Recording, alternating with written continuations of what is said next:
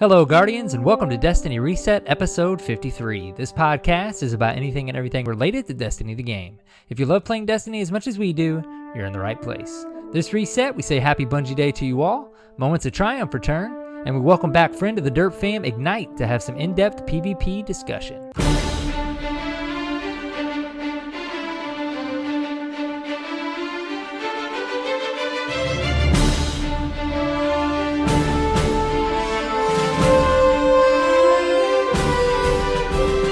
Hello, Guardians, and welcome. This is IgKnight and Cyborg Sasquatch. Dude, how's it going? Hey, dude. What's up? What's the haps? Man, I'm doing some interesting things in Destiny this week. But we'll talk about that in Reset. Bunch of random stuff. You piqued my interest. Moments of Triumph will do that to you. Also, you just got back from a little short vacay. Yes, man. Great time. You got some stress off your back, and yeah, it's funny how vacations do that. I got some family time in, some relaxation, and I'm ready to go. Let's do a 4-hour show this week. Oh wait, you didn't go on vacation, so you're not ready for that. I did not. That works. Well, let's start off with my geography lesson of the week. This part of the show is where I feature a listener from around the world. If you'd like to be featured here, you can tweet or email us. Tell us where you're from, what's so special about that place, and your favorite class in Destiny. And you two will be right here at the top of the show. So this week we have Jesse from Visalia, California. And he writes via email, "Hello guys, my name is Jesse and I live in Visalia, California, which is a city situated in the agricultural San Joaquin Valley of California. We are the 5th largest city in the valley with 130,000 strong. Visalia has a variety of restaurants, bars, and great tourist attractions. In fact, if you're thinking of checking out some giant sequoia trees, you are in luck because our city is known as the Gateway to the Sequoias. Our San Joaquin Valley, which Visalia is part of, is known for being the state's top agricultural producing region. Anything from oranges, lettuce, tomatoes, grapes, lemons, onions, and cotton, to name a few. Our valley has been called the nation's salad bowl. Every time you pick up a fruit or vegetable to eat, there's a pretty good chance that it came from here. I am a year 2 player, and my guardian of choice is the Warlock, which I've almost maxed out. Gonna start working on my Titan and Hunter class soon. Feel free to add me on Xbox One if you guys ever need help with anything. Thank you guys for the great work you do on providing a fun podcast and a great community that we can all enjoy. If you guys want to eat great food, drink great craft brew, and want to get in touch with nature, just remember that Visalia, California is here for you. Jesse. Gamertag I_am_triple Vega, VEGA. Nice. Cool gamertag. Yes. Well, thank you, Jesse, for sending that along. I've probably eaten a lot of the produce from there. You'll have to let us know what you think of your Titan and your Hunter once you get them leveled up compared to your Warlock. No doubt. And you came into year 2. Pretty soon you'll be a veteran just like the rest of us. Come September, nobody will be able to tell the difference. Not at all. Well, you want to talk about the Masterclass Cup? Oh yes. We recorded last week before the amazing Derp Fam Adman team and the Tourney boys decided maybe one more week would be a nice thing to do since it was over a holiday and Iron Banner and all that good stuff. A lot of people are having a hard time getting their matches done. Yes. So as you're listening to this, the second week of Masterclass Cup has wrapped up. We don't have the totals obviously yet, but we're pretty sure a lot more matches were completed. So for sure. By the next episode, we should have a master class to announce. Indeed. Let's hope so. Yep. So far, results are interesting.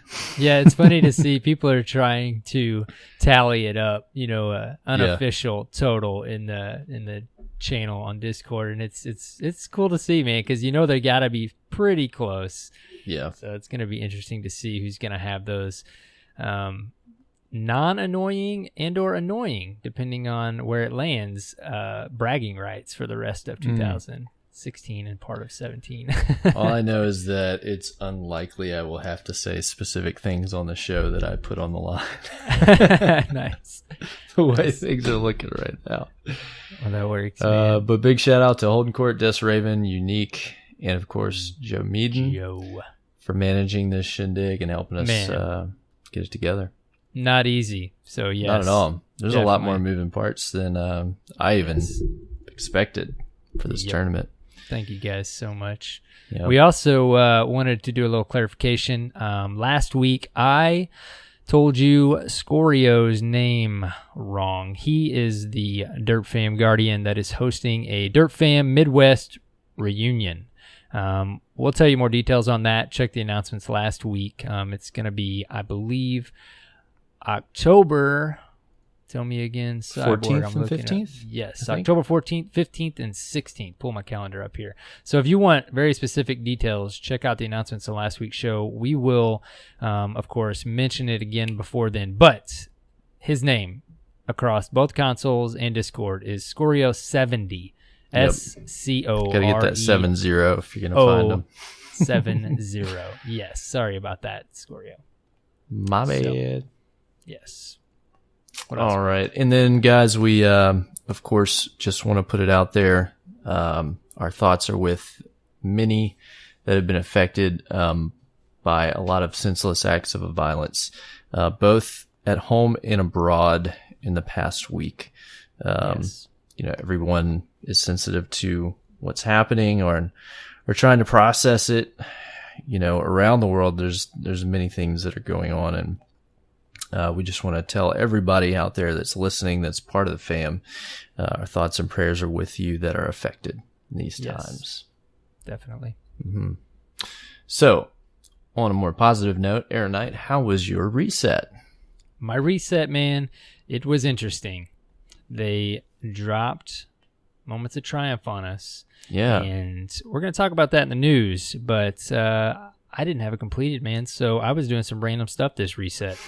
What do you For have example, left? I realized I knew it, but I didn't really think about it. I never fully got my exotic sword quest done. Not one of them? No, man. No, How I got to the missing point. out on Yep. some of the coolest weapons of the Well, Taken here's King. why. Here's why. Unless you're goofing off, you don't really need it for PvP. So yeah, you don't need it for PvP. So I've been spending more time in PvE, and I do, like we've talked about when the DLC comes out, I spend a lot of time in PvE, and then of course kind of rotate back to PvP. But I never. Here was the point for me. I would have gotten it. I mean, I got the Boolean Gemini, I got all that stuff. But when I got to the point where I had to farm the materials. Oh, no. I got the ability kills, and then I got like 2 out of 10 in like an hour of farming, and I was like, okay, I can't do this right now. Like, I'm gonna go do something else. So I actually toyed with that a little this week. I have opened and/or cracked probably 20 to 30 helium filaments, and I haven't got a single one. Wow. So you're doing raise lighter? Yes. Yeah. Yep. So I don't. It's It's not making me want to do it more, but I will finish it. That and I never fully charged my rune. I was 6 of 7. What is it? The Argonarch? How do you say it? Argonarch. I don't know. Yeah. Argonarch. Tell us how we say that, guys. Sorry. Yeah. Anyways, I was 6 of 7 on that, so I had to do a little research and figure out where I needed to go. Kill yellow barred enemy, and then I went and did that whole spiel and got that, and then I was like, yes, that's all my calcified fragments, because that's the only other one I'm missing is calcified. And then I scrolled down the page a little further and realized I did War Priest challenge on Xbox with Manny and the guys, but not on PlayStation. So I'm 49 of 50 on my fragments. So you were only missing 2? That's pretty good. Yeah, that's it, just 2. I figured you'd be missing like more than that. Yeah, no, I squeezed in all the other stuff, but I was just like, dang, I thought the rune was all I was gonna have to do for the fragments, but no, I gotta squeeze in War Priest, which War Priest isn't too bad. Yeah, well, and they carried me through it, Manny and Andy Man and all them when I was like 305 or something on Xbox. So what is the challenge this week? It's Oryx, I believe. I looked it up. Okay, so it'll come next week for you. Derp fam, if you want to help your buddy, here's a call out. Get this man. And then once, of course, I complete mine and/or before, Cyborg and I are willing to help any of you guys complete some stuff. So, definitely. I have all mine done. So nice, man. I had a lot of focus on PvP this week, but I think next week I will try to spend some time really as much time as necessary to get everybody those challenges. I know a couple of my buddies have been working on the mountaintop quest, I think it's called, the Crucible quest, which not a lot of that do you need help with now. It's a little easier. Not easier, but a some little of less it, like time-consuming. getting, say, like a weekly win to get more points on a certain part helps. So I was trying to help along with that and stuff like that. So well, that's what's funny, man. I didn't finish my exotic sword quest, but I did finish the Crucible mountaintop. Yeah, which was like one of the hardest ones way back in the day. Earlier on, like that was like the toughest thing. Oh man! But I can't believe, like, dude, the exotic swords are like some of the most fun PvE weapons. I know, like I've heard. Dark Drinker. Oh my gosh, that thing is such a beast. And so was it? I know you can buy the legendary ones, the other elements, but the exotic ones, is that? How do you get all three of those? Do you have to do? Okay, so you got to pick one. It's not that simple, right? But then I think if you pick one and you want the other two, I think you have to. Get them on other characters. Okay, see, that's what I thought, because I know they let you get the legendary ones, or is it, or can you get the? Maybe I'm making that up. Get the legendary ones and get them to a certain point, and then it starts the. Yeah, that's what it is. Okay, so you can buy them. You can buy them then from him, and then it'll start. Oh, I guess that would make sense, right? Would that work? Yeah. Because I don't think you could buy them before. No, you couldn't. You're right. So before you had to go through the quest to get the legendary sword, and then if you wanted to get the exotic, you know what I mean? It's something like that. I don't remember. No, you're right. You're process. right. You couldn't buy it before. Yeah. So now, then they, in one of the updates, they let you buy. But there is a way to do, like multiple of them at once if you've already gotten one of the swords on one character. It's a little easier to get the other two up because you can transfer the other elemental legendary swords over to the character that's already gotten one exotic. Oh, okay. And when you bump them up, it'll let you skip the part where you have to kill the majors and get the Crucible sword kills. Yeah. Wow. Well, it did. I don't know. I haven't paid attention too much if they changed that at any point, but I don't think that they have. So once you get that exotic sword quest, you can start it on the same character, and it'll skip over that part. So it's a little shorter, Yeah, that's nice. That works. You still got to get the ability kills and the materials, but I'll get my first exotic sword and then see where it goes from there. Well, like Boldcaster is a lot of fun, especially in PvP. Yeah. Because you can snipe people with it. That's great, man. We didn't get to talk much Trials last week either, dude. Because it hadn't. No, we recorded well, yes, it had launched, but we hadn't played yet. We hadn't played. Yes, we recorded on Friday. Fire-based Delphi. Yeah. How did you do on old Delphi?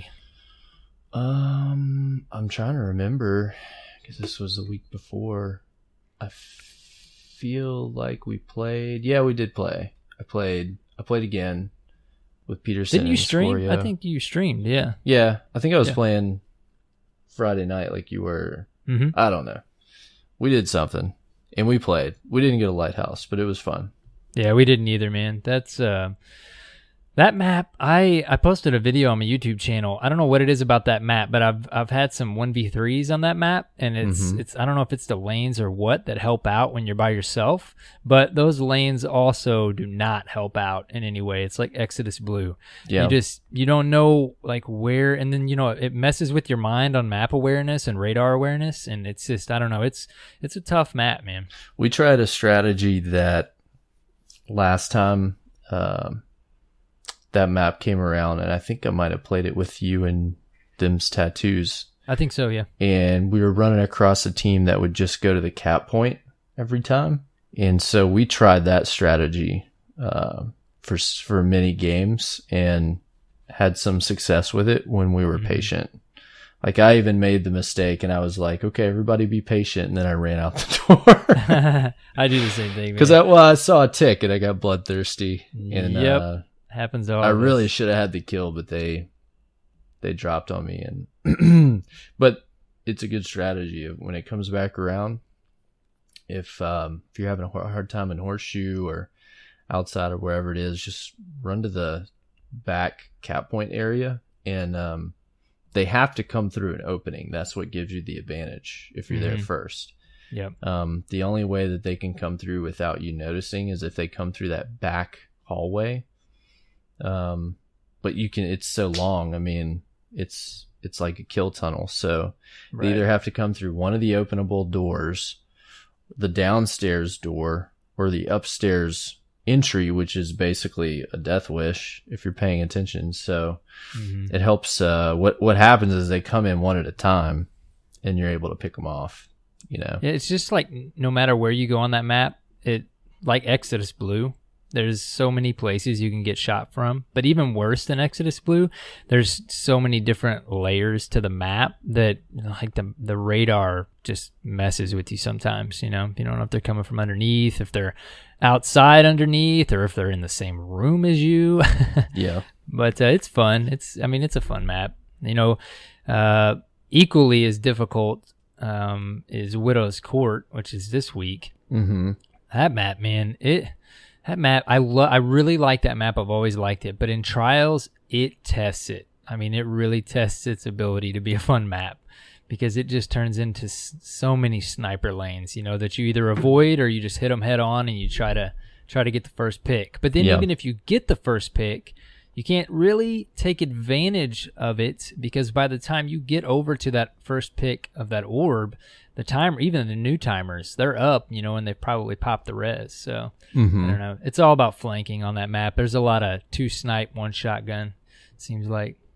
Yeah, and we had a hard time with teams that were just purely rushing, and they would just come at you out of nowhere or just apply so much pressure. And if you're playing like snipers and you have no shotguns and they have shotguns, it's tough, Yeah, dude, we went up against 2 triple shotgun teams, and you would think it wouldn't work at all on that map, and it works. It does work.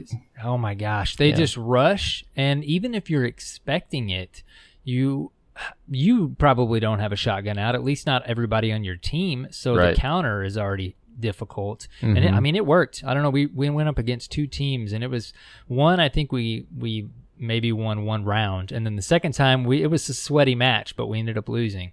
But I don't know. We always have the most trouble with shotgun rushing teams. We're getting better at countering that, but it's probably one of our weakest points. But I got to give a shout out to Slarty. Ran some trials with Slarty. He's been trying to jump back in and play more trials. How did that go? Oh, it was good. It was fun. He's real patient. He's just trying to learn. He didn't know the call outs for Widow's Court, but you just say where you're at. You don't need to know those specific call outs. And he played well.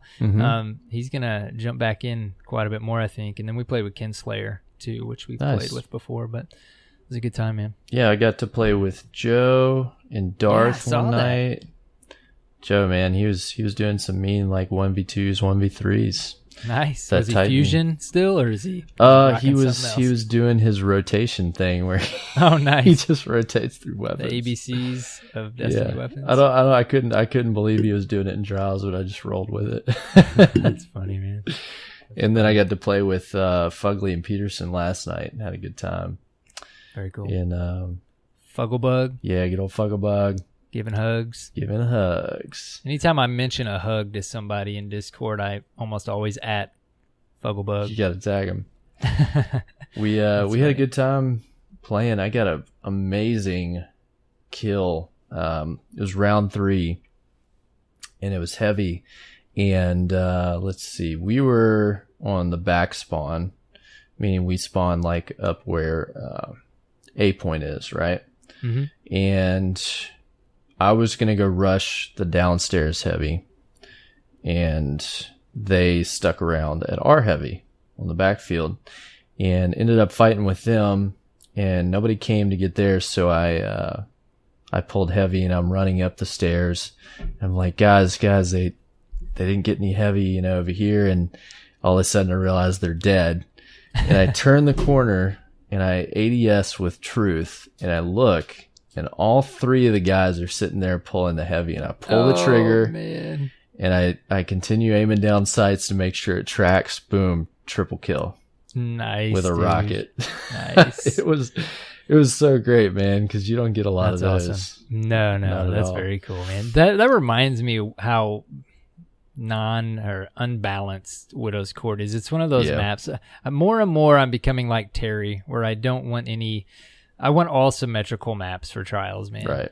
Because it's just Widow's Court's one of those, and the heavy, the heavy's just so weird. You can snipe one if you spawn on the bottom, or you can just jump over the wall if you're up at A side. But I don't know. We were running across this weird sight line where if you are on the church side spawn, you can go all the way through the back, and there is a wall up on the church side that has a V-shaped crack in it. You can look through that at a diagonal and see all the way up to the top of the stairwell. Oh, wow. And if you're looking from the stairway down, if they are ADS, you cannot see the sniper glint. It just looks whitish gray, and the only way you can see them is a very faint outline in the same color of their character, and maybe catch their character tag. But if they're ADS, you can't see it. Wow. It was really weird when we saw 2 teams do it. I don't think I've seen that yet. No, it was brand new to me, and I've played on that it. map a bunch of times. It was kind of weird place, but they're getting some sneaky kills that way. Yeah. I finally put down NLB Shoddy this weekend, man. I was running Last Word, Finalas. I was having a good time. I got a new longbow. I went back to 1,000 yard just to goof around with it. I haven't used it in forever, but I got a new longbow this weekend, and I haven't leveled up yet. It's got some fun perks on it, so keep you posted on that. Try that out. What perks do you have? Well, it's not the best roll ever, but it's got I have to remember now. It's got Outlaw. It's got Short Gaze on it. I finally got one. No, sorry. It's got Ambush. Man, I can't remember. It was enough for me to go, I'm going to level this up. Because I've gotten, that's my 3rd one. And I finally got, my 2nd one had some decent scopes on it, but I haven't really gotten any great perks. So this one had some decent perks. It still wasn't your ideal sniper drop, but it was better than what I've gotten. You have a longbow, an LDR, a 1,000 yard, and nice. Everything you can think of. All the snipers that came out drop, but they all have garbage perk rolls. Oh man, yeah, dude. I leveled up my Vanguard the other day, and it was probably like the 2nd package I'd gotten from Vanguard since the April update, and I got 1,000 yard. It's okay rolls. It's nothing crazy, but it was cool to see 1,000 yard drop for me from an Ingram. No doubt. Cool, man. Hey, you do anything else fun this reset? That's it, man. That's pretty much it. I'm going to continue to work on my moments and hopefully fit in some more trials before reset. All I've really been working on was Crucible play, and we got one of the 2 Master Class Cup matches done versus our Hunter brethren Nice. Last night. Had some sweaty matches. We played against Flavorous, Fugly, and who was their 3rd? Somebody I never played against before. Deadly Teddy. Very nice. And they're tough opponents. Flavorous and Fugly were sniping the whole time, and they were driving me up the wall. Kept popping me the worst moments, and I got a little salty. Even as a sniper, I acknowledge this weekend kind of what our buddy Terry has been talking about. But snipers, man, they're not really snipers. They're like one-shot scout rifles. You know, Yeah. like you don't use them at sniper ranges really, unless you're on maybe Widow's Court. Yeah. But I'm a sniper. I love snipes, dude. But sometimes it is when you get killed at hand cannon ranges and stuff. It's like, Yeah. But you know that comes with it. It's hard to put a sniper in a game and make people use it like an actual real life sniper. It's just not possible. Yeah, I think a lot of it has to do with map design. Mm-hmm. You have to play Battlefield to actually get a sniper effect. Or even remember Maybe. like original Halo 2 maps where, you know, if you're going to snipe, like they had these huge, broad, expansive maps. And if you were good, it paid off to snipe because you had a lot of range, you know? Yep. So, I don't know, it's just different. And they're trying to balance around it. But at the same time, like you can only balance it so much with the way the maps are built. Yeah, I mean, dude, the only thing they really could do is make it to where all of them have like the max zoom scopes on them. And then you'd still have people mastering no scopes, you know? Right. But I don't know. I mean, I love sniping, but it is, man, it's crazy when you get that death at, you know, close range. And Oh, yeah. like, Just man, run around the corner. And the guy's like 5 feet away and headshots you. It's like, come on, man. Come on. Even as a sniper, I'm acknowledging that, man. It's like I just want to have a hand cannon battle. But then when you go watch my stream, I've got my sniper out 90% of the time. But again, you know, you got to play the game. Got to play to win. Yep. So play to win. Fun discussion. We could talk a whole main topic about that. Yeah. We'll get into it some with the main topic. Because that's going to come up.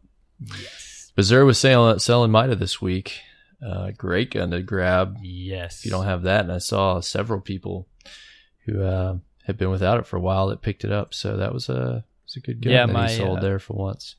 In real life, buddy Vanquished, he said he bought it with legendary marks tonight before he sold it. That's the way it works, I man. saw that, dude. Well, at least you got it on the cheap because what else are you going to spend legendary marks on? True. Dude, I've hit that point. Like, I'm sitting on trials, bounties, I think on each character, 50 marks, and I've got 200 max. I break stuff down now. Like, I don't know. I go buy mats, but then I bought a bunch of mats, so it's like, I'm just going to eat the marks. I don't know. It's like, I don't know what I want. I just buy planetary mats and dump them into a faction. Yeah, something like that. Oh, dude, I've dumped. Yeah. So I'm trying to bring up my future war cult. I'm like 17 on one of my warlocks. Nice. Switched over to him, trying to get him up, get that exotic. Very nice. What do you call? Bond. Bond. There we go. Yes. Yeah, because you're like 60 for. What is it? Demonarchy is really high. Dead Orbit's pretty high too. Yeah.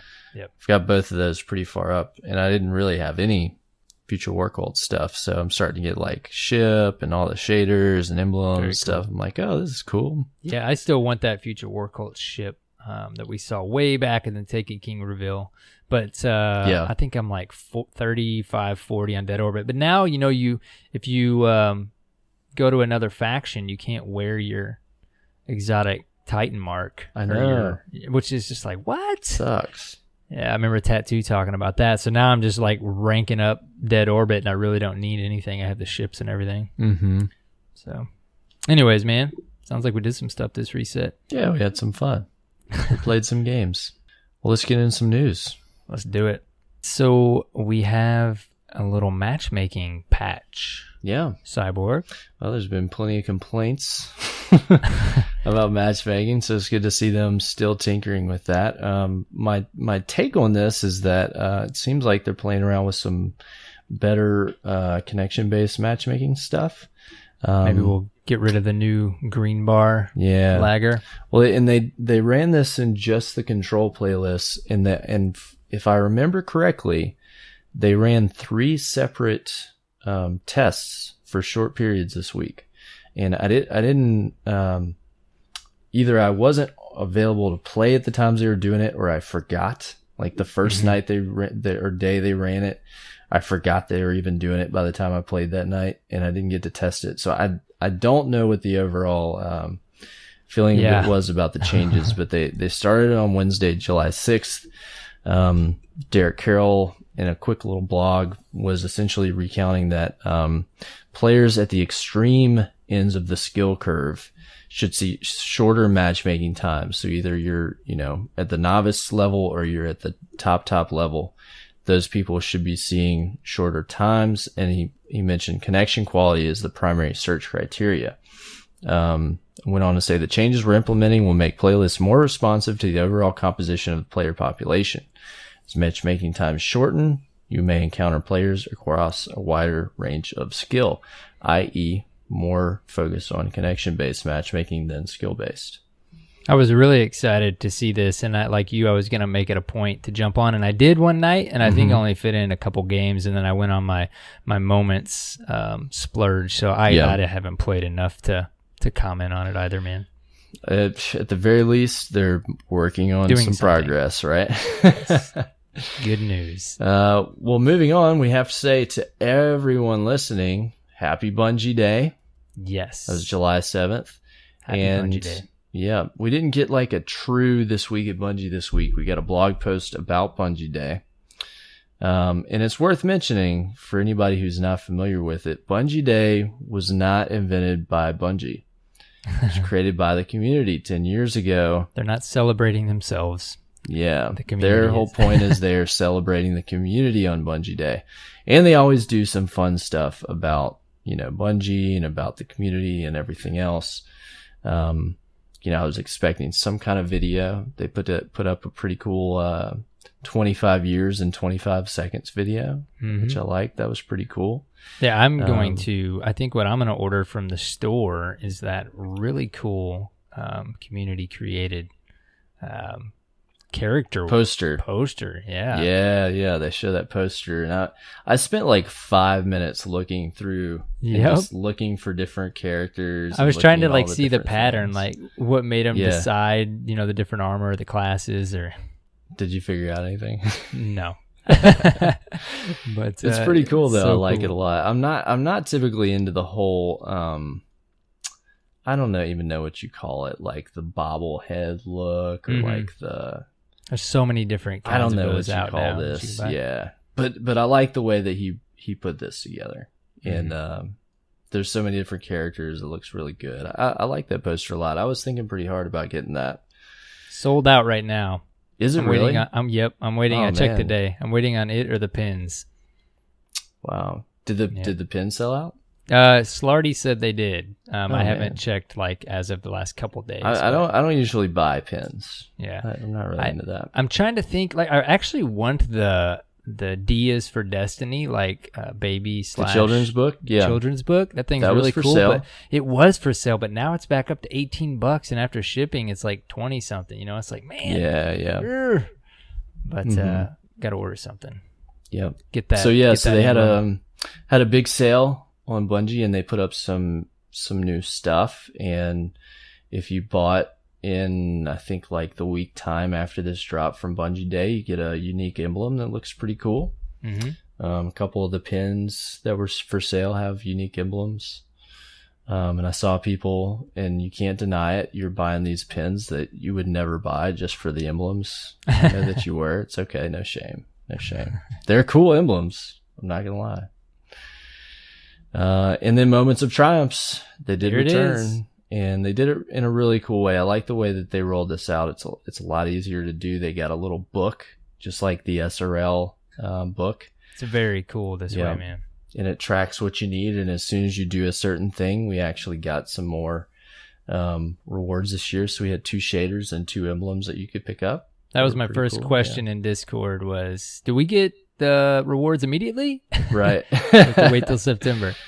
And then a great, I guess, promotional thing they did I thought was really interesting. If you finish them, you get a discount code to buy a t-shirt that's unique for the Moments of Triumph. It's currently listed at $777,000.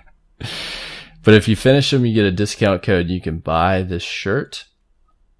And then you can even you can personalize the sleeve, and you can put something like your gamer tag, or you could put Derp Fam or Destiny Reset, whatever of those 3 options you prefer.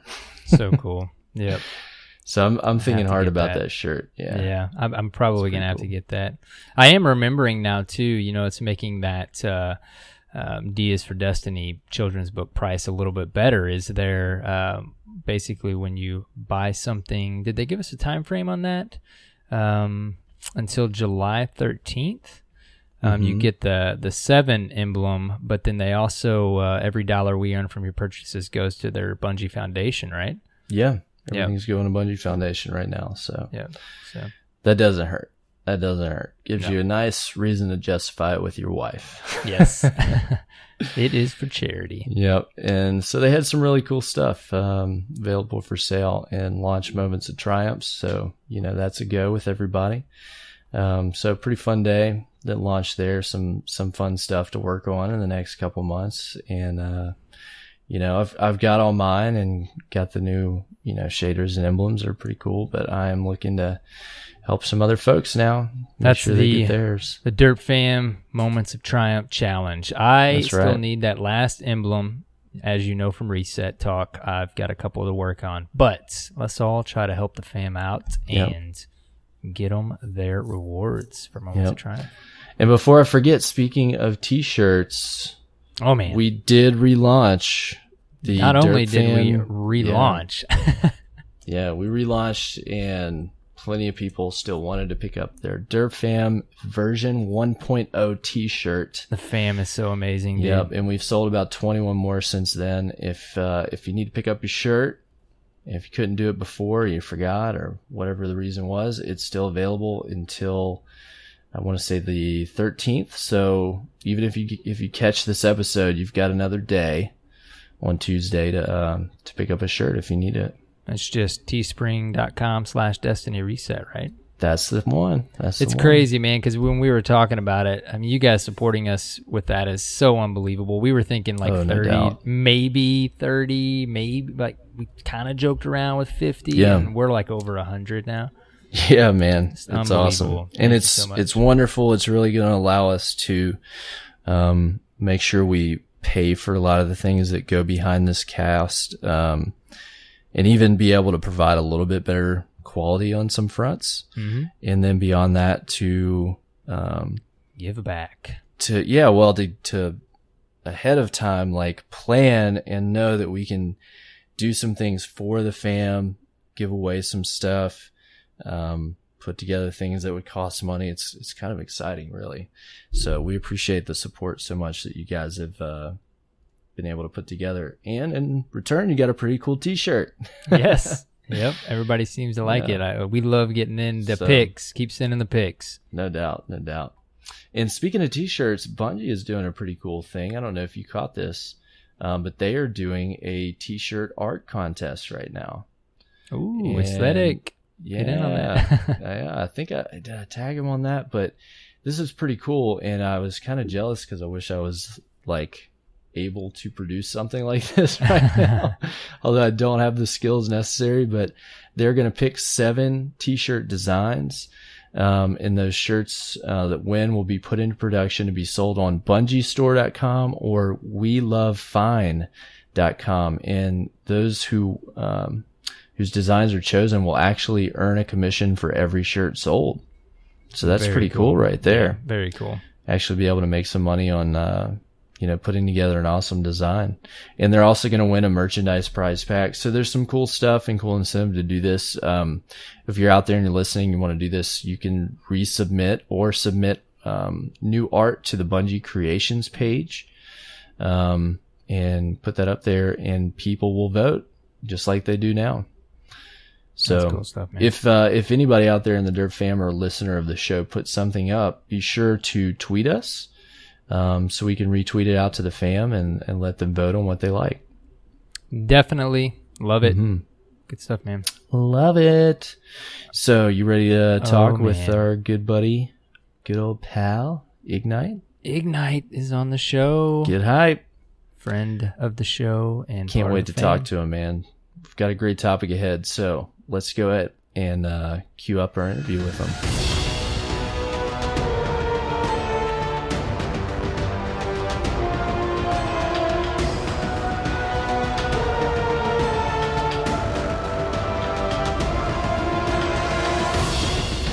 All right, ladies and gentlemen, we have a very special guest on with us today. Returning to the show, Mr. IgKnight. Welcome, Ig. Hello, hello. Thanks so much for having me, guys. I'm excited to be here. Awesome, brother. What's up, man? How have you been? I am doing really well, man, because I'm with two of my most favorite people in the world. You know, I can't complain. Oh, thank you. Is that because Cyborg sent you a podcast and streaming mic? Nah, absolutely not. Never. Nothing at all to do I don't know what with you're talking about. Thank you so much for that, though. Well, it's great to have you on, man. We haven't had you on in a while, and we thought this would be a great opportunity because there's been plenty of balance changes and updates and things in the Crucible, and there's lots to talk about. But for those of our listeners who haven't been around when you've been on the show before, just tell everybody real briefly what it is you do in the Destiny community. Absolutely, yeah. So my name is IgKnight, aka John. I'm a Destiny streamer. I've made maybe a handful of YouTube videos. I've been streaming for about over a year and primarily focus on the PvP section. So I'll do trials carries. I play a little bit of competitive Destiny, and I just kind of play with members of the community whenever I can. Awesome, dude. Nice, dude. You've grown a lot. Oh, yeah. Over the past many months, haven't you? It's crazy. I started last June. So, I mean, just recently, as of 2 days ago, got to 6K followers on Twitch, Wow, which is a crazy milestone. That's super. Yeah. Congrats, dude. You know, the growth and the support, the love, the community. I mean, it's crazy because it feels like, I don't know. It feels like we just recently did a podcast. You know what I mean? Like, Yeah. that's how quick it feels like this year's gone, you know, but it's been crazy. So many ups and downs and lefts and rights. And it's just been a blessing, you know, and I'm just happy to be here. For sure. Well, and you've definitely grown, and you deserve it. If you guys jump in and watch IgKnight stream, you're gonna feel like you're right at home because his stream and his community is very positive, and very enjoyable to be around. You're not gonna hear a ton of salt. You're not gonna hear a ton of negativity. He's there to help people get better, help you learn, help form friendships and relationships with people, and help facilitate that. So he fits right in with our community. I was gonna say it sounds a lot like this thing called the Dirt Fam. Of course, we're glad you're a part of our family, IgKnight. So I know the fam likes to hear from you and likes when you're on the show, dude. Yeah, Absolutely. This is the family to be a part of, man. It's a blessing. awesome, brother. Well, I think the best thing to start with our topic today is talking about hunters. And you main a hunter, is that right? I do. Yeah. This is correct. That's correct. We're trying to show hunter love. You're going to be our second hunter viewpoint on since the update. Yeah. So we don't, the two of us don't cover hunters much. So here you go, hunters in the fan. You got to bring them in. Perfect. Got to bring them in. So, you know, very recently there were some changes to hunters both in Crucible and PvE. But with Crucible, let's talk a little bit about some of these changes and what you think. Or, you know, how you feel about them and how you've been adjusting your play. So, first topic we could bring up, of course, is the trip mine change that was made to gunslingers. What do you think about this change and how has it affected your gameplay? You know, it's really interesting because Gunslinger was actually the first subclass I ever made, and I loved it. Trip mine was my go-to. However, come Taken King, honestly, I made the incendiary grenade. So, Oh, nice. I haven't been really into the trip mine recently. I know there's such a following for it, at least pre-patch, where, I mean, you would look left and right and you'd find montage clips or some sort of crazy clip of people getting stuck or 3 pieces or whatever. Yeah. Overall, I know there's a negative sentiment to the change, but I'm not very torn up about it. Honestly, like, the bigger issue is that Bungie had a vision for how the trip mine should function and they didn't change it soon enough. And so we got used to something that honestly never should have existed. Right. So they never intended it for it to stick. It was one of the only grenades that like would one hit kill besides I think incendiaries right now. And like I think lightning grenades and spikes if you stand in them long enough, but that's like more on you.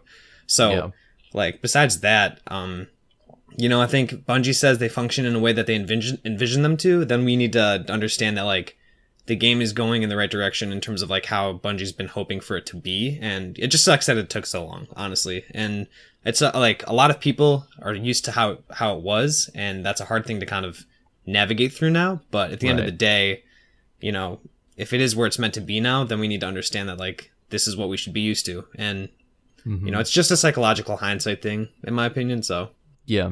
It's you bring up a good point that we haven't talked about a lot is, we saw like changes to fundamental aspects of class builds that people have been playing with for a really long time at this point.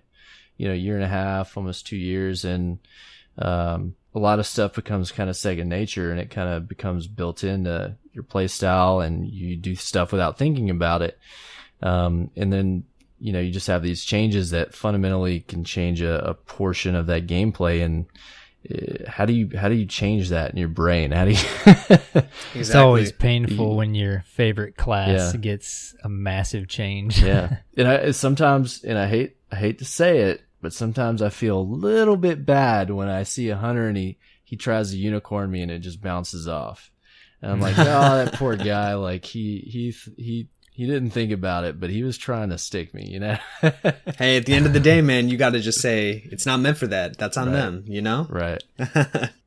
What, real quick, what did you think about the throwing knife change? Did you utilize that precision kill very often previously? It's interesting because I could be totally wrong. Again, I haven't used Gunslinger since almost like probably pre-Dark Below, something like that. So been a while. I loved it back then, but if I remember correctly, it didn't one-hit kill unless the person had minimum armor.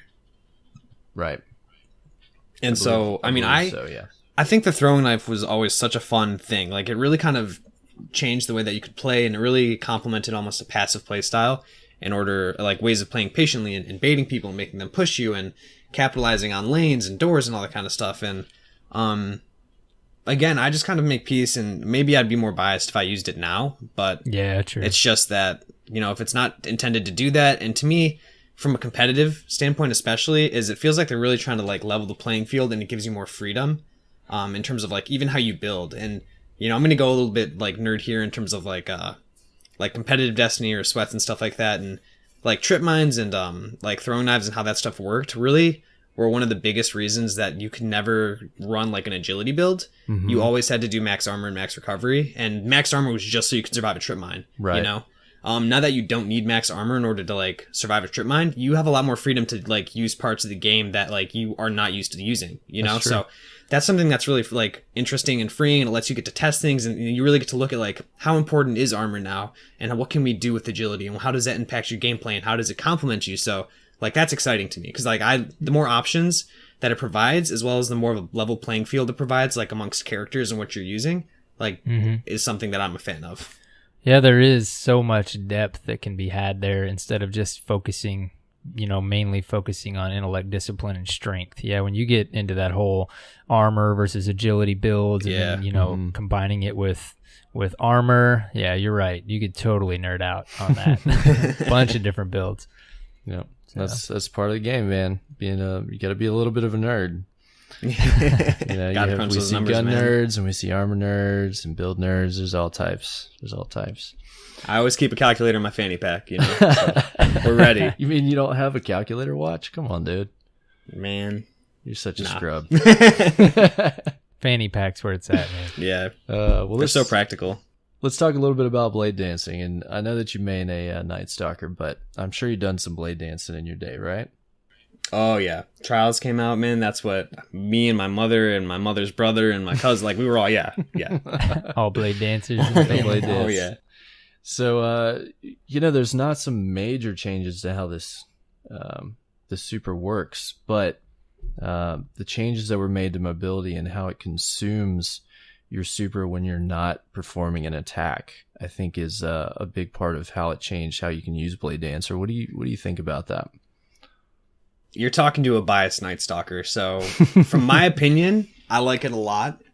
Because the Night Stalker, basically, Blade Dancer Super, for anyone that like is very familiar with how movement works in the game, especially when it comes to Titans and Warlocks, Blade Dancer was always considered a pretty obsolete super, unless they like popped it insanely uncomfortably close to you, just because you could skate away. Like if you skated, you were always faster than a blade at like swiping speed, Right. So when they would use that super to like close distance, you could always keep away. But that left gunslingers and Night Stalkers and even other blade dancers kind of to be the subclasses that would take a lot of the hits.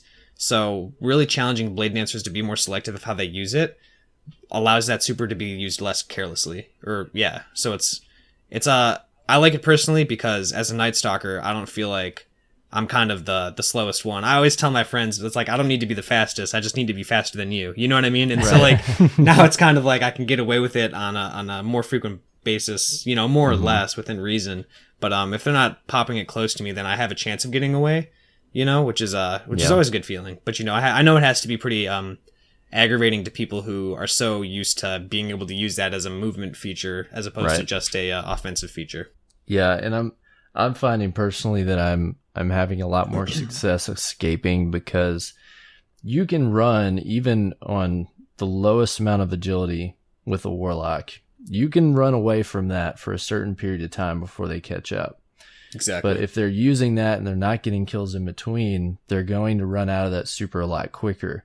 And that gives me a better opportunity to escape and have, a 1v1 at the end rather than end up just getting sliced, but it was 20 seconds later, Oh, yeah. Man, even as a probably shouldn't be the fastest super quick Titan here, the only time I'm really scared is if I hear hammers or Stormcaller. Yeah. Unfortunately, you usually, except for that crazy range on the Gunslinger, Blade Dancers usually aren't too frightening. Now, if you're trying to get that headshot on a Blade Dancer, that's tough.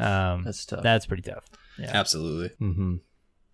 So now we can talk about the fun stuff, which is your tether. It's got to be your since your favorite class, it's got to be your favorite change. This is like the most obvious change I've said. Yeah. Previous episodes. I'm basically smiling ear to ear right now, just like knowing that when I shoot my bow and it hits somebody, like they're not going anywhere with that super. You know, I just close my eyes and I envision the amount of times I've already day one when that update came out, man. I would see Titans rush me with strikers, and I would suppress them before the little fists touch the ground, and it was such a good feeling, dude. And I love it. I mean, this is something that I think even if you weren't a Night Stalker, you could reasonably say like, okay, the Defender suppressor grenade is more useful than a super that's dedicated towards suppressing supers. Yeah, so for real. Yeah. Like now that we're taking steps in the right direction, I personally would have liked to see it take a step further in terms of like instant tether, even if you don't hit them, but I guess that's kind of like the cost-effective price that you pay. So at the end of the day, I'm liking that they've changed it at all, and I thought that was overdue. Yeah. This is like the constructive Bungie feedback, we always like to call it. This is an example, like what we have right now currently that I'm finding is the hand snipe, melee snipe that Stormcallers have. Yeah. Is like this shadow shot change was like, where was this at in playtest? Yeah, like, seriously. Well, whose idea was it? Same question. How did Hammer Brothers come out like that when Taken King, debuted? Like, how did that get through playtesting? Or like even still, like I mentioned when this dropped, how did lightning grenades not change? It's like I know they playtest and they say they playtest and they have their team, but it's like we said a lot of that team is moved on to future content right now, but it's like the shadow shot thing was like, come on. I don't mean a Night Stalker, but it is so painful to see that thing take seconds to apply, and then I go ahead and throw one more hammer and kill you before it even suppresses me. Right. Yeah, my biggest example was like little Joe at the Bungie idea table, with the Sunsinger Warlocks, and how I just imagine them sitting at a big conference table, and a guy's just like, "Hey guys, I've got a really good idea." Yeah, Joe. All right. We take this Warlock and we give him a long-ass distance melee. Okay, I'm like, where are you going? Okay, give us some more. Okay, when the melee hits, he gets an overshield. Holy shit, that's brilliant. Wait, and there's more. They can burn the enemy. And it's like, oh my god, give this guy a raise! This is, I can't believe what I'm seeing. It's like, just what like, on earth? they have so much to think about. We're not saying that at all, but some of these things, like the shadow shot, is like, that seems like in playtest it would have been a no-brainer. One time somebody pops a super and they get off that extra kill when it should have already applied. This one I was almost excited. I was excited for you Night Stalkers, of course, until it suppressed me the next time in trials. But it's just one of those things. The thing is, in my experience though, is that it's still too slow, because if they are not firing it directly at me, but I'm in the area that they are firing it, if I hear them shoot it, yeah, I'm still getting away before it activates. before it Well, hits it's like the ground. the It's not fast and enough. if you're pretty good distance away, you can sneak out of it Yeah. if you have any kind of cover at all. Whereas even, I was giving Stormcaller some trouble. That super too, man. The animation it takes to pop that, if you didn't have, what's it called, Cyborg? Landfall. It's not as effective as it used to be, but it seems like it takes too long even for that super to initiate. You die a lot when you're popping it. Yeah. Yeah. And I see that happen a lot with Night Stalkers too. You get pulled out of the air, popped. I actually have got a great clip I saved of a Night Stalker shooting a tether over my head, and I get the headshot, and I kind of felt bad for him. Just in trials this weekend, jumped up, shot the tether. He had already taken some damage, and I got a body shot out of like panic before the tether landed, and he was dead. It's like it almost hurts even to do that to you hunters still. Yeah, it's okay, man. I don't need the pity party. I get it, guys. I get you it. don't. You're just faster than me. I get it. You already killed us. You definitely don't need it with your hunter main skills. Take some skill. I need it. I'll take it, please. So I also wanted to take this opportunity to talk a little bit about. Let's talk about the meta. Let's talk about where we stand right now. If you're listening, you don't know what the hell I'm talking about. That term generally encompasses just what is the current popular build usage across the board. What is the world of PvP that we are playing in right now? And when someone uses the term meta, what they use is, okay, if you're a player and you play regular Crucible, you'll find that you are familiar with a lot of sniper battles or a lot of, shotgun warriors. Those are things that we would consider meta. They're part of the game that emerge as a popular choice and a powerful choice. So I'm interested about how you guys feel about the current meta and play style that we're in. We've kind of dodged diving into this deep, other than my random we have. side We've been shade tangents stepping of this some topic. things. So it's about time, yeah. Man, but Ignite, first off, what is your thoughts on primary engagements and TTK and how it relates to things like map design and abilities and stuff? All right. So to start, I've always been a firm believer that a person who can successfully handle a primary in Destiny is one of the most dangerous forces to reckon with. Honestly, you don't really see it very frequently. You see a lot of people that are very dependent on abilities, very dependent on specials and whatnot. But when you come across that person that knows how to use a primary, you definitely know that you're normally in over your head. So that's something that I like. It's pretty obvious when somebody who's like good with their primary and how they separate themselves from others.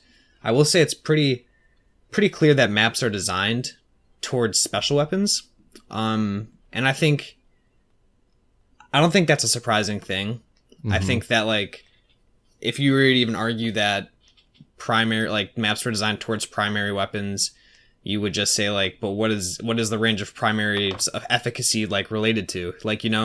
Do I use a doctrine in shotgun range? Do I use a doctrine in fusion? You normally would put a primary's efficacy and where it works and where it doesn't, almost in terms of specials, just because of how mainstream special weapons are, Right. I'll use a scout in a sniper lane. I'll use a pulse rifle in a sniper lane to a fusion rifle lane. I'll use a doctrine kind of to shotgun fusion. I'll use a hand cannon more towards shotgun range and all that kind of stuff. That's how I tend to hear that language go. And to me, it's just when you don't even have the primary conversation and just assume how maps are laid out or zones of maps are laid out in terms of specials, it's pretty clear it's designated towards special weapons.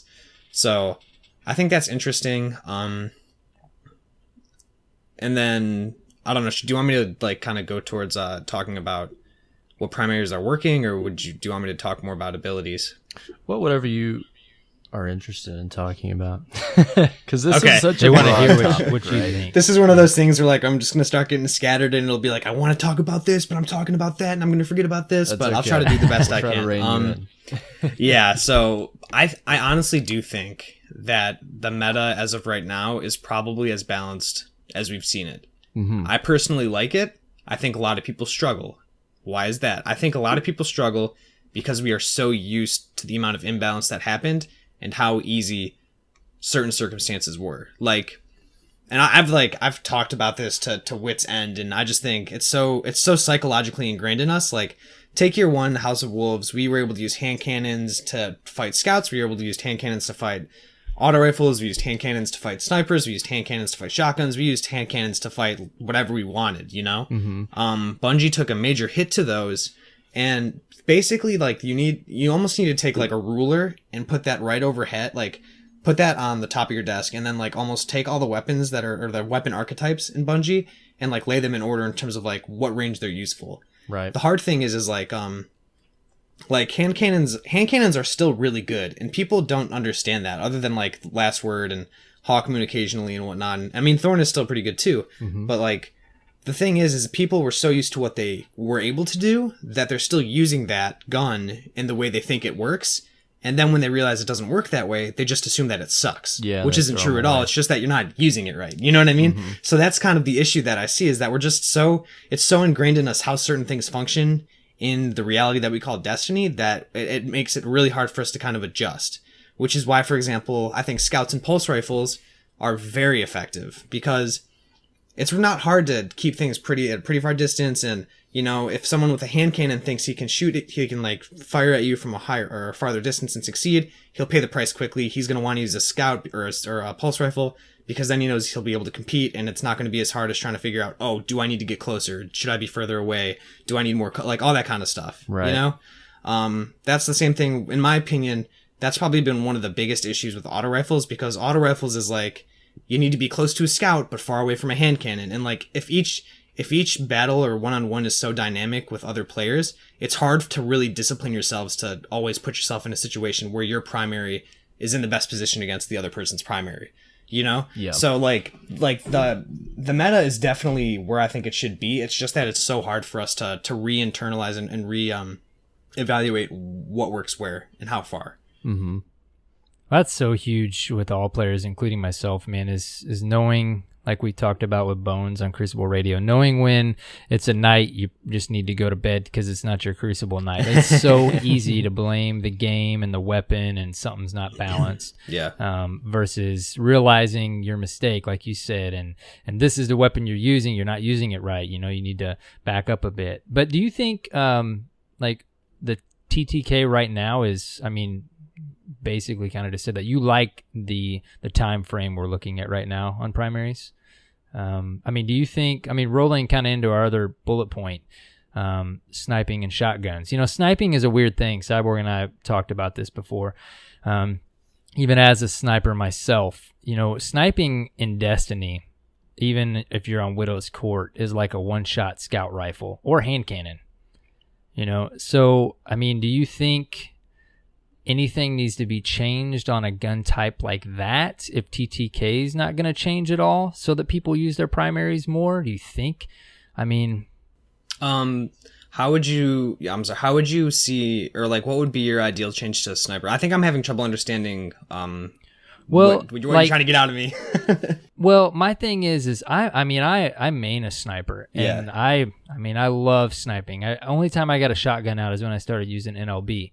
But even like playing trials this weekend on Widow's Court, like you can be hand cannon range and somebody's hard scoped, 15 feet in game away from you, popping that headshot. So, I mean, do you feel like that if you have the skills, that's okay as a secondary? Or do you feel like that person should have their primary out? Do you think scopes on snipers should be so zoomed that it's that much more difficult to do that, even though we just had some zoom changes? Or are you totally fine with, if you've got the skill and you can snipe the headshot at hand cannon range, then it should be in the game? I personally don't have a problem. I think that Bungie kind of gives us the opportunity to, more or less, I mean, with regards to how much we can actually personalize with like perks, I think they kind of give us the choice to choose how we want to snipe and stuff like that. And I think we'd be surprised at how many people really do try to use snipers at a long distance with like heavier scopes as opposed to like the short gaze, the view tack, or the ambush. You know what I mean? Mm-hmm. Yeah. It just seems like when you watch, like somebody like Real Crafty, or, I mean, they're in yourself. I mean, you're unbelievable at close range, and even at quick scoping. Quick scoping is a hard thing to do in Destiny, and it's I don't know. I enjoy sniping the way it is now. It's just sometimes even myself as a sniper, I'm like, man, I don't know how they would implement it in a game like Destiny. Obviously, it's not Battlefield. You're not going to snipe from 2 miles away. And, like, literally guess the wind and everything. Right, yeah. But, it just seems like you're saying you like the primary engagements and like hand cannons are in a good place. But if I'm really loving like Finala's right now, the Iron Banner hand cannon. And if I'm using that and I'm, at hand cannon range and somebody's ADS with a sniper and they can pull that headshot off, which a lot of people can. Yeah. Is that really the battle you want to have? I don't know. I guess that's what's your view on that? You pretty much said you're fine with it. If you can do it, you can do it. So like what I'm going to say about that is, and I think this is maybe not as general as I think it should be, but I'm convinced that a lot of year 1 maps especially were made in favor of shotguns. And with the exception of things like Widow's Court and Rift-based maps from Taken King, there aren't many places where that kind of sniper gameplay would ever work, in my opinion. Like, you wouldn't see snipers if that was the only way they could be used. And I think Bungie is trying to find the middle ground between how quickly you can use it and how up close you can use it, and the ways that they nerf snapshot and all that kind of stuff. So all the scopes. I definitely think that there's exactly. And I definitely think there's like a limit to how much they want that to be a thing. But like just the way that they've designed maps and stuff like that, if they had it in a way that you needed more range or you couldn't use it, you couldn't even have the chance of using it at a certain distance up close, I don't think you'd see them, And I think that when you can see clips of like crazy quick scopes, I mean, that gives my blood rush, and I love that feeling. That's like a high that you feel in Destiny. That's something I love to see. I love to do. I want to record. Like if I see I'm not a big like montage person, but if there's a montage, like I expect there to be something like that in there. Right. Like to me, that's just fast paced, and it can really show the kind of precision work and just thumb skill that people can have, And just, I'm sorry, I don't mean to ramble on too long. I do this a lot. No, you're good, man. But we want to hear what you have to say. But you were talking too about like, if I have a hand cannon and I'm shooting them and I get dropped by something that close, like, should I just be okay with that? Maybe the first time you question it, but I would say like, I've always been the kind of person that promotes self-discipline and trying to find a solution to the problem that you're facing, And one of the biggest things that I've always firmly believed in, and when you like, if you watch me play and stuff like that, unless I'm using a sniper and I'm challenging a sniper and I'm losing to snipers, it'll be very rare that I drop to a sniper. And that's because I really try to internalize what lanes have the capacity to be a sniper lane, and how I approach those, either using an ability to catch a sniper off guard or trying to make sure that I'm fighting him from an angle that he's not used to because he's hard scoping, or making sure that I have as much cover as possible. There's a lot of mobility freedom that you have against a sniper because the sniper's making a commitment in a way. You know what I mean? And so like, is it okay? I think it is, but you need to kind of learn how to go around it and find solutions to it, Yeah. Yeah, I mean, like I said, even as a sniper, I'm with you. Those shots you get. I got a quick scope, playing Trials this weekend, and it's just like, oh my gosh, save that clip. But I think about that guy that got quick scoped at hand cannon range, and I'm like, man, I almost feel like I'm using my secondary at that range. Here's the thing to consider, just as a average player base, is it's tough for the average player to reach the level of skill it takes to play against that play style. And the people That's a good point, man. Can do that. And it's not like I'm saying, we've got to balance the whole game towards the average player or the below average player. But having been the below average player and getting better and better, it can take a long time to learn every map and every play style and every gun and how to defend yourself and move in a way that will keep you from getting just constantly domed by the players who have that skill. And I'll still run into teams where I cannot turn a corner without losing my head because I still don't have the awareness I need to play against that level of skill. And so you have to look at it in terms of, if these are the tools that we've been given in this game, and you can reach that level of ability to where literally there are players who will never be able to stand against you if you're in the right position. What does that mean for the average player base as a whole and for balance as a whole? When you don't even need a primary to defeat the majority of your opponents. That's what fuels the conversation, man. I mean, you're spot on. That brings the primary discussion. Mm-hmm. Not that I personally have a problem with it. Like IgKnight stated, like, I think that we're in the best position of balance that we've ever been in. And I enjoy it immensely because I can wield a range of primaries and still feel competitive. I can actually main a fusion now and on average do well against many opponents. But it's still to be said that where snipers are and even where shotguns are as a whole right now, there are players that don't even need to break out their primary to just wipe the floor with you. So what does that mean for this game as a whole? Whew. Those are, I mean, I think this is like one of those age-old questions. At the end of the day, I don't know. I feel like there are times where things are overcomplicated. Yeah. And I think that before pointing fingers at somebody else and what they can do with what they're given, we need to internalize what we're trying to do with what we're choosing. And there's certain ways, based on the decisions that we make, that we predispose ourselves to gunfights or just experiences in the game that, like, we're not going to be able to do even though we want to. Right. Like, I'm going to have a scout rifle. It's not likely that I'm going to be able to take out a shotgun who's rushing at me if he's, like, already within a warlock or a stormcaller warlock melee's range. Right. You know what I mean? Like, right. So there's just, like, there's situations like that where it's like we can kind of, like, exactly, like, we could like, almost look at that situation and be like that's the Destiny experience, and, like, people who are good will be able to get out of that somehow because they have an ability, but, like, at the end of the day, there are times where things are just situational and things are going to happen and things are going to be beyond your control. And then there's going to be other times where it's like you might just need to choose something else, or you might just, you know what I mean? And so like this, Bungie has done a really good job of giving you a lot of options to customize yourself. Right. But then it's figuring out how you can use that and navigate in a world where everyone else can do the same exact thing. No doubt. Yeah, but you know, with that said, I enjoy the fact that there are way more options that are viable than, say, if we look back to the House of Wolves era. And the meta options were so narrow, and you had to play it to be competitive. And I had to play certain play styles as a warlock. I had two choices, and I had 3 primaries to choose from, and you know, 2. Man, when we load into trials now. From. We're looking at, you know, specials are still varied, but we look at special weapon choices now and hardly even really look at primaries because they're just all over the board, which is a great thing. Yeah.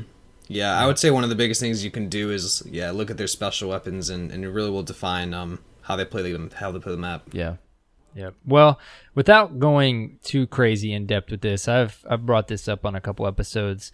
Let's talk about grenades for a second. Do you think grenades are too powerful? Just flat out. Do you think they're relied upon too much and too powerful in Destiny, or no?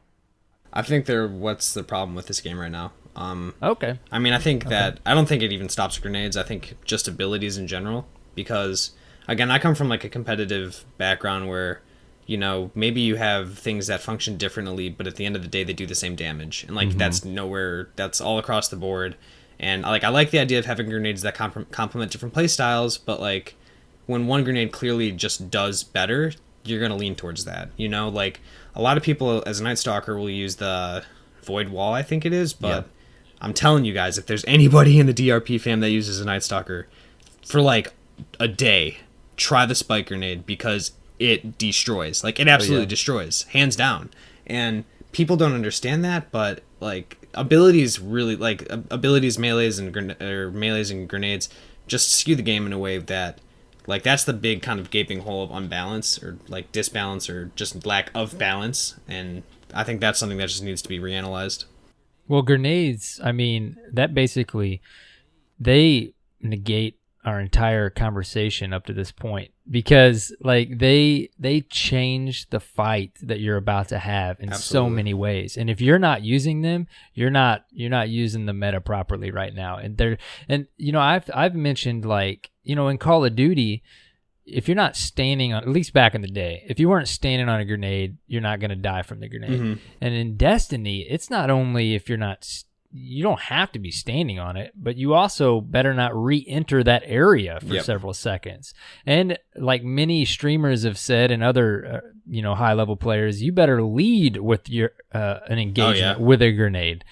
And it's like that just takes our conversation to a whole nother level. I mean, I love the grenades in Destiny, but it makes me think like we need one around in Trials, you know what I mean? Because they're just so powerful. I don't know, Cyborg, I mean, what do you think, man? I think there's a big problem when you have a grenade that is a one-hit kill.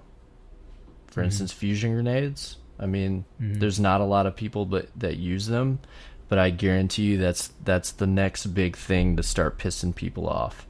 Absolutely. Now that firebolts are nerfed and other things have changed, skill with fusion grenades is going to be the next thing people are complaining about. And I just really have a problem with a grenade that you can just slap on somebody's face out of pure luck, or just out of just the ability to get the drop on somebody, and there's nothing they can do. You can't get away. And then you have other types of grenades that are there for control of space, which I like that design choice for a grenade. What I don't like is when you have specific grenades, like lightning grenades, that are so much more effective at that particular tool that it's hard to adjust. Lightning grenades are rough right now, man, because they don't really show you as a you have Titan. No idea where they don't the space show is. you, the damage radius of that thing. Right. Yeah. I mean, if somebody throws a void wall or something like that, I mean, you can very visually read where you should and should not be. Lightning grenades, 90% of the time that I die from that grenade, it's because I thought I was in a safe place and I was not. Because even as long as I've played, I still can't figure out where to stand and not die from that grenade. And I can have two of them. Yeah, and you can have two. I mean, you can just trap me in a wall of lightning until I cry. Yeah. So, you know, something that, to move this conversation along, something that IgKnight has brought up is just the fact that there's no pure primary engagement. Every battle is led by a grenade if it's available. And if used properly, you know, great example, I was playing skirmish or doubles or something, and we were on Black Shield, and we met in the middle of the inside room, and every time I would run across the same hunter, he was so good at throwing his I think it's the skip grenade, which is the one that has the tracers, the trackers. Oh yeah. He was so good at it that all he had to do was put that in the right place. It would take 90% of my health away in one shot with the last word. So by the time I saw him and was able to engage him, I was dead within half a second. And that's like so infuriating that you can do that without any gun skill.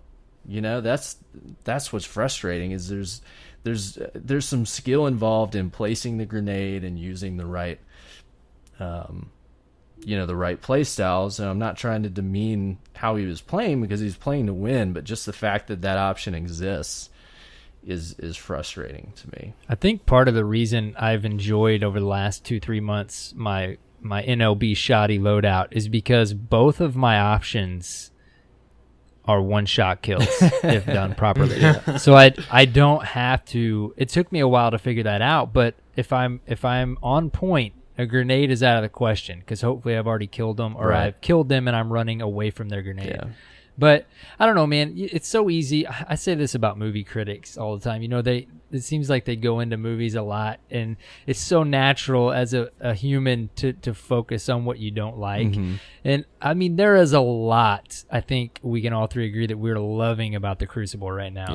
Yeah. It's just, of course, it's, you know, we play it so much. It's easy to pick and choose these little things we want to see tweaked.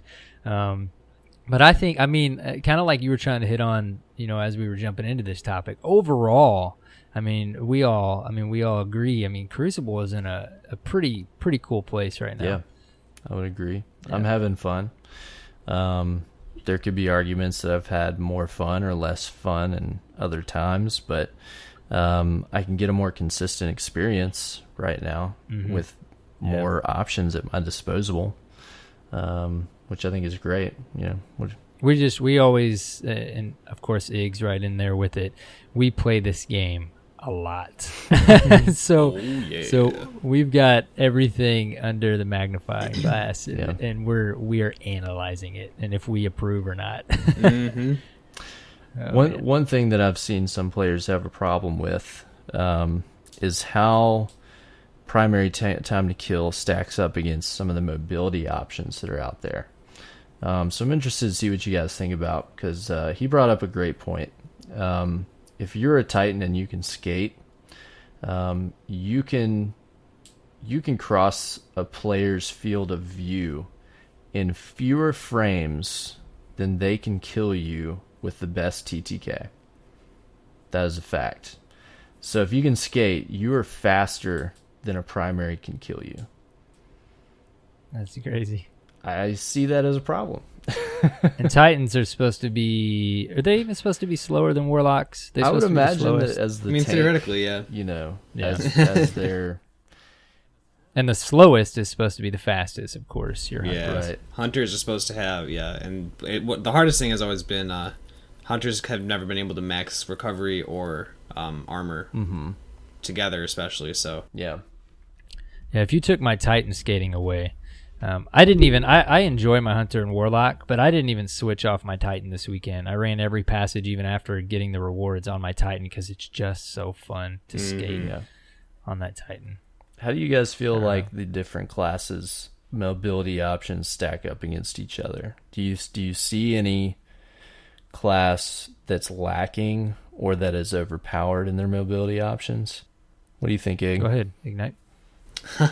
Well, no pressure, man. No pressure. Well, I mean, don't ever think we're putting you on the spot. We just like to hear what you think. I've got opinions. At the end of the day, I think Titan skating was a mistake that Bungie didn't intend to have in the game, and now it's become such a mainstream art form that I doubt if it would ever come out. I think at the very least it needs to be nerfed by like one burst or something, because it's too much, and I think they try to compensate with hunters, especially with things like shade step and stuff. But at the end of the day, the only thing that you really have is that you bank on the recklessness of the person that's driving the car. Right. And if they're not being reckless, then normally you'll have time to reposition or reevaluate. But I mean, at the end of the day, I think what is the fastest is the slowest, and positioning and speed, and because I think positioning is a direct relationship to speed. If you can start a game off and you're the fastest, you're going to get the better part of the map, right? And that's going to be an advantage. And to have something that skewed is something that's painful in a game. Yeah. But at the end of the day, you make the decision to use what you choose to use. Like, I could be Titan skating easily, but I just prefer to use a hunter, So, right. Like, I could be opposed to it as much as I want, but I could use it if I wanted to. So It's almost like the hunter is just sitting here, hearing you talk about it. The hunter is turned into more of like a vertical, highly skilled vertical class. Like they can. Especially with bones, they can out jump you constantly. They're not going to get across the map quick, but you're not going to find them if you're standing next to them. Yeah, bones and like things like triple jump and double jump, they're interesting and they're creative. I would say though they definitely have their trade-offs too, because the stability potential for Titans and Warlocks, like whether it's you're sliding through the air and then you snipe, like that is going to be a lot more successful for Titans and Warlocks as opposed to Hunters, just because of the way that the gun is handled in the draw. It's not bouncy. Exactly. And so the stability, there's like a very small period of time where you actually have a stable opportunity to land a shot or have a chance of landing a shot with a Hunter. So I would say there's definitely limitations again to each play style, but it really depends on what you like. Like, I know shotgunning is very fun on a Hunter because I can hop in there, I'll hop next to you. I can hop over you. I can hop over you Dude, again if I want to. So snappy. Yeah, but at the end of the day, you guys can hop over my head, Oh. anyways. You know, like the amount of times where I see warlocks or titans just floating over doorways, you know, and people just try to push. Like a hunter can never really get away with that because you hear them constantly trying to jump. Yeah, you hear eventually they just fall. every time they jump. Exactly. Yeah, well, you know. Well, Cyborg, I mean, before we move on to this last little bullet point here, what do you think about the Warlock's mobility? Do you the think only thing that on really point? bothers me is that in the current situation we're in now is that we have no way to juke. That's the only thing that bothers me, because while our standard jumps are you know, as they say, floofy, you can use focus burst, and if you know how to use it properly, you can get the hell out of somewhere if you want, or you can close the distance fairly fast. You're not going to be able to skate like a Titan, but you can do some interesting things. If you go look, like I retweeted Dark HK put up a great video on Warlock mobility with focus burst this week that put a great couple little, you know, tips and concepts for people that haven't used it and how to use it well. But you know, we still have blink if you want to void walk, and it's funny because I ran blink all weekend, and I haven't for months and months and months since they changed it for the first time, because it just, to be honest, just made me mad, and I was just upset about it. But it's still great. And Fugly brought up a good point. He was like, man, like me and Games were running it, and we played them in our Warlocks versus Hunter Master class game. And he said, man, every time I threw down Combo Wombo, I couldn't touch you guys because you were just blinking right out of it. And you at least have escape. I just don't like that I have no ability to juke in a close space. If I get up close with a Titan or a Hunter that's running Night Stalker, they can outmaneuver me all day. I'm slow as shit, and there's nothing I can do. You know, and that's the only imbalance, like true imbalance, that I have a problem with. Even if it was just an exotic armor based ability or something to round it out, I'd feel a little bit better about my class. See, but that's the Warlock cardinal rule, man. Never bring them closer than your melee distance. Yeah. I mean, Nice. as great as that is, if I can't get a hold of you and you're shade stepping away or shade stepping around me, I mean, I can have great melee range, but if I can't touch you, there's nothing I can do. You know, Dude, as of recent, I have save that for the battlefield. Yeah, I have been meleeed through objects by the Stormcaller recently. I wish I had that ability. Like, anyways. Yeah, that'd be nice for everybody. Remember, you know, I was thinking about, and this is funny. There's so many things to complain about, but do you guys remember a time in this game where you could shoot through walls on purpose? Oh my man. gosh. I never We're did in such a great place right now. Just fixing the armor piercing rounds that was a big problem. Yeah, we are definitely in a nicer, more welcoming place. You know, speaking of that, without jumping into down this rabbit hole, you know, I think we all want connection quality to be there, probably over skill based. But do you guys think we need, and Cyborg and I have talked about this before, do you think we need ranked and unranked in Crucible for you to have a more casual experience overall? Ig, what do you think, man?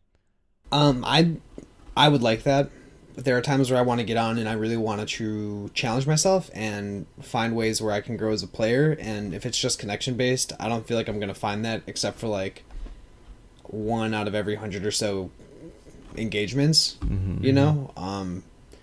So I would like that. I mean, I dream of the day where we have like a 3v3 variant when you could go in with a fire team and you could play skirmish or salvage or elimination together, and you know, you just kind of choose and veto. Like, that would be so cool to me. Yeah. Especially if it was based on skill, or if you did like the freelance style, or like they have the freelance 6s and freelance 3s. Like, I think that's a good game mode to have as skill based, because you're going in on your own, and so you can't skew or stack a team intentionally or unintentionally. Right.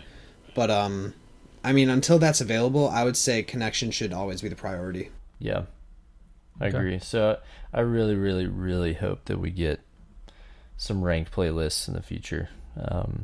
And it's not like I'm very, very far away from being able to play at the top of those playlists. But the ability to get in with people that are close or very close in skill to me, I think would push me forward in a way that I can't when I'm playing against either people that are way below me or way above me in skill, because either I'm the guy that you can't stop or I'm on the opposite end. It's very rare that I'm able to get into matches where I feel like the majority of the time I'm playing against people that it's constant give and take, which is really fun. It's very sweaty. Yeah. But man, two across the board. When we jump into skirmish during the week, we've almost kind of stopped doing that because it's so interesting sweaty to see skirmish and elimination during the week and then jumping into trials on the weekend.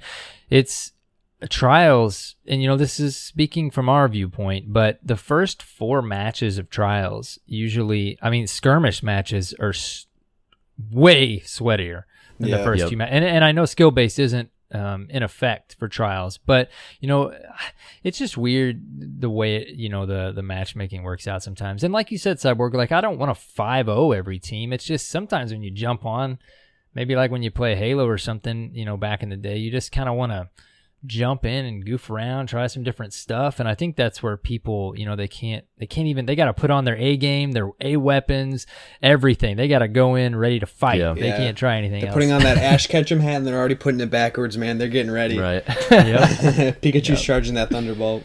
That was a great way to put so it. I Their think backwards hat. like I'm already backwards hat. overall ranking or ranked and unranked at some point in Destiny might be a good thing. And, we don't want to push away the casual PvP players. We want them to play the game. So, I don't know. That's a topic we could go on for hours like the community already has. Yeah. But we'll see if there's any changes with the Rise of Iron. I'm pretty excited, man. How are you feeling about this upcoming expansion, Egg? I am stoked. Yeah. Just the 2 words Crucible features. I know. You think they're gonna ninja in custom games? Well, I doubt it. But if they do, I will be so happy. Dude. But it'll be simple. I feel like they need to offer us something big to the community since we're not getting Destiny 2, and I feel like that, just like many other people have mentioned, I feel like that could be it, man. Yeah. I'm kind of assuming it's going to just be a quality, like, I'm always the kind of person where it's like I'm bracing for the worst, so I'm assuming it's just a quality of life change where you get veto system or something like that, But like, at the end, like, yeah. I think any improvements will be welcomed at this point, Yeah. Even if it's just like you can go onto your friends list and be like prioritize playing against this player, and then you just hop in the game mode and you match. Like if that was kind of like the beta and they just built on that, like that would be divine. But one can dream. Yeah. You remember last week, Cyborg, when the fam asked us a small feature we would like to see? Mm-hmm. I thought of another What's one. that? I want the other directional buttons to be able to be mapped for emotes. That seems so obvious. That would be huge. Like shadow shot change. Yeah. Anyways, that's a tangent, sorry. No, I feel you there. Well, Ig, man, we really appreciate you coming on and talking about this, and we talked for even longer than we expected, so that's always a good thing, I think. But again, you're always welcome on the show. Is there anything going on that you'd like to plug, or anything you want to tell our listeners about? No. Plug yourself, man. Yeah, I'm trying to think. We're kind of in the very basic level of starting a more of a Destiny PvP oriented organization. We were hoping to start a competitive league, but I'm kind of reeling that back in and trying to reorganize it and push out a fall league. I'm trying to work with some YouTubers and stuff like that. And try to invite all levels into it, maybe prize pool sponsorships and stuff like that, but that's still very basic level kind of theory conversations as opposed to register now, So well, all of as those of right now, interested should definitely go and drop Ig a follow on Twitter so they can keep up with those as they develop. Definitely. What's your Twitter, Ig? Oh my gosh, what is my Twitter? It is twitter.com/_ IgKnight, IgKnight. We're almost to 1700, so it's exciting. Awesome, man. Nice, man. Yeah, we're right there with you, actually, on Twitter. Hey, twinning. And of course, what is your streaming schedule like these days? my streaming schedule. So I recently graduated from college. Whoop, whoop. I'm back home. Congrats, Thanks so much. But I'm a full-time lifeguard at the moment. So nice. Professional people watcher. But I'm normally on evenings, Eastern time, probably like 10 o'clock in the evening. I'm basically doing trials every night, alternating consoles. Mm-hmm. And I would say my Wednesdays tend to be my days off. Otherwise, I'm playing PvP with people or competitively or just having a fun time with the game. Awesome, man. Cool, dude. Well, drop everybody Thanks so much, man. a follow on Twitch as well, and tell them what your Twitch is. Oh, yes, my Twitch. It is twitch.tv/IgKnight_plays. IgKnight_plays. Yeah, go watch this guy when he's playing. He's a lot of fun to hang out with. His community's great. Really skilled player, but he's so positive, and there's so much love going on. It's not like most streams that you're gonna see with a PvP fam. So yeah, dude, we of course consider you a best friend of the show and part of the Derp fam, dude. So welcome so anytime. Absolutely, anytime. And thank you so much for the invite, guys. As always, I love being able to get on the show and have a nice time with you guys. No doubt, always man. makes me smile. No doubt. Well, you're always Awesome, welcome. man. We'll see you again on very soon. Maybe when we find out what some of these Crucible features are. Oh my gosh, I'm ready. like Just let me know. Either that or when ROI launch, we'll definitely bring you on and talk about whatever's new that's going on in that hood, brother. Perfect. I look forward to it, man. All right, man. Take care, dude. So trials after this, guys, right? Yeah, we're on. All right. I'll talk to you guys later. Take care. All right.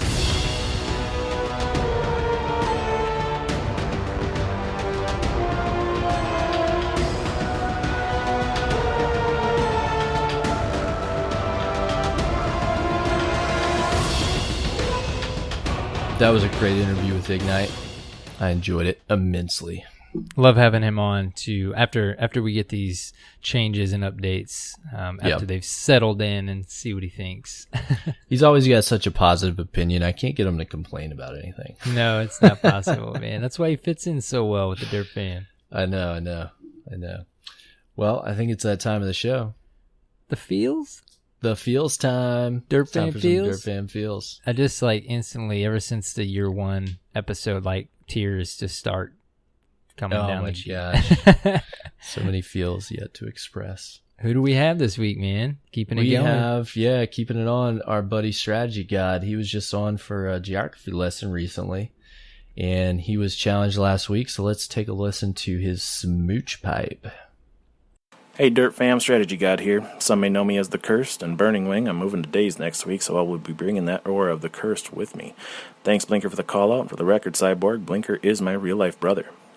And you heard in my geography lesson that I main a hunter, but I finally put in the time to level up that gunsmith, and between the Nova Bomb and the Talalok I just got, I gotta say I'm really feeling that Warlock lately.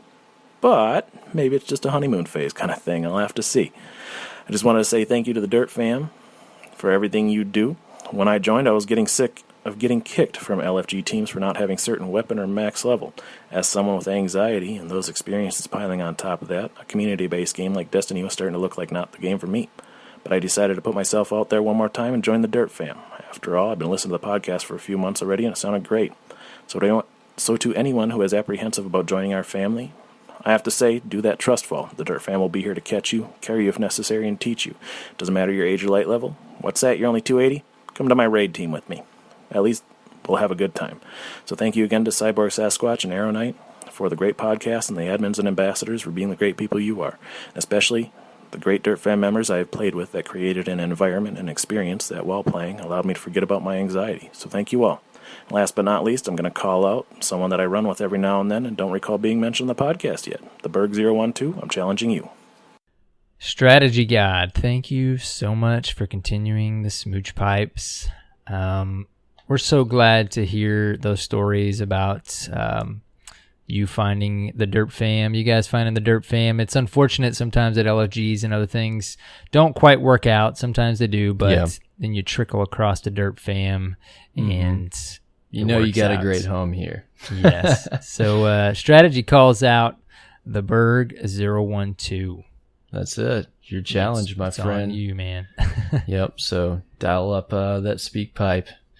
Let us hear what you got to say about the fam. Oh, and I see. I didn't even see you added this to the notes. It is actually his real life brother. Yeah, blinker fluid. Blinkers. Yeah, It says real bro. Because last week you thought he was saying like my brother, and then my I brother was like, from another mother. Yeah, but no, It cool. says real bro. Confirmation. I love hearing. No, it's so cool seeing siblings in the clan. Like that's such a cool concept. Like my brother, my real brother, we play together in the family. That's fun, man. That's family. It's real fam. Those Wahlberg brothers. Yeah, watch out for them kids. Well, we got another one from our good buddy and friend, Big Red Tricks. He was called out last week. Let's give a listen to what he's got to say. Speed talking, ready, set, go. Hey guys, it's Big Red Tricks, here to smooch all you beautiful people since my best bud Flavor had to go and smooch me in public on the podcast last week. Thanks, man. It's been absolutely amazing getting to be a part of this community. It's been an absolute pleasure. Unfortunately, I can't shout out to everyone in the short time frame, but I'm going to do my best. Here we go. TX Sandyman, thanks for getting me into my first serious Kingsfall run with the Derp fam. You're the man. Fugly and Deadly Teddy, it was great chilling with you in the Twin Cities a few months back. Let's do it again. Logan and Lethal, you guys are awesome. I've loved playing with you every time I have since I've joined the clan. Dominoes! Do mo killing nows. Stardust telling Jon Snow, thanks a ton for playing Trials and Elimination with me recently. I'm learning a lot. Appreciate the tips. Joe Havoc, thanks for sherping almost literally everyone through Kingsfall so I can just PvP. Thanks for showing me all the secrets of PvE, Sunsea. Had a blast with you and your son. Duke Aldo, it was awesome letting your wife kill us in Rumble. Sorry I killed you a few times. On a scale of 1 to 10, the feels are an 11 when I'm playing with Highway to Heaven. Miss you, Chronic. Pass that bar exam, bro. Vincent Smalls, that 7 a.m. trials run when you were wasted was great. Do you remember it? Hey, Matu, I'd never forget you. Typical Jerd, it's been a while. R.H. Lurson is the man. Universal Remote. OP. Woo. All right. R2K Exodus, the man who broke the queen. I had a blast every time I play with you. So shout out to your adorable daughter and wonderful wife for letting you spend so much time hanging out with me. Your family is up next for the Speak Pipe Challenge, you lovable fuzzy teddy bear. Peeker's got a peek, hashtag BOD. Dude, that was like the most information in a minute and a half that anybody's ever done in a smooch I fight. loved that one, man. The that speed was so talking, great. dude. That was not great. only like the speed talking, but the very specific call outs to specific members of the fam. With very specific, ideas What behind they each did. one. Yes, Like yes. he put some work into this. We appreciate that, Big Red. That was a good one, man. Yeah, it was awesome. So R2K Exodus, you've been challenged. Call in your smooch pipe and challenge the next Guardian, my friend. Yes, sir. We also got a speak pipe from our good friend Vincent Smalls. We got this Vincent. after we recorded last week. We recorded early, so sorry we couldn't get this on the show last week, man, but we had to fit it in, of course. So let's take a listen here. Hey Arrow, hey Cyborg, Vincent Smalls here. Just calling to congratulate you on a year and a week anniversary. It's the big one. You guys are great. This podcast is great. For me, where some Destiny podcasts have fallen by the wayside, you guys are still there. You're number one for me. I've been listening to you since episode 1. I remember tweeting out to Cyborg by episode 3 and saying, you guys are doing an awesome job. Keep it up. For people who'd never really done a podcast before, you jump straight in, and it's so entertaining and really informative. And it's like almost like a soap opera. I want to find out what you guys have been up to week by week. It starts my week off really well, and I sit at work and listen to it. And let's face it, it's better than working. So I wanted to give a shout out to you guys, but I also wanted to give a shout out to my brother and sisterhood on the Xbox One side. I play with an awesome amount of awesome Guardians on a fairly regular basis. I also want to give a shout out to the PlayStation side. Man, I can't wait till cross-platform comes into play. I want to play with you guys. Anyway, I just wanted to chime in and say well done. Keep it going. Let's get this fam going on for years to come. Vincent, thank you so much for the congratulations. Thank you for being a part of the fam, and we really appreciate the kind words and that speak pipe, you taking the time to do that. Yep. And also for listening since so early on. Very cool. So cool to hear that. It's great to hear from people that have been with us for so long. Back when we always joke about episode 1 that if you probably fell asleep, anyone that listened to episode 1, but that's if you made it that far, man, you are just an awesome individual.